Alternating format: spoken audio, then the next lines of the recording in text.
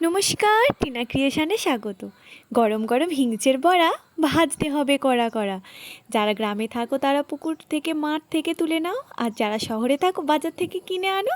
প্রথমে কাঁচা লঙ্কা ঝালের জন্য গুঁড়ো গুঁড়ো করে কেটে নিতে হবে, আর হিংচেটাকে ভালো করে ধুয়ে সেটাকেও গুঁড়ো গুঁড়ো করে কেটে নিতে হবে।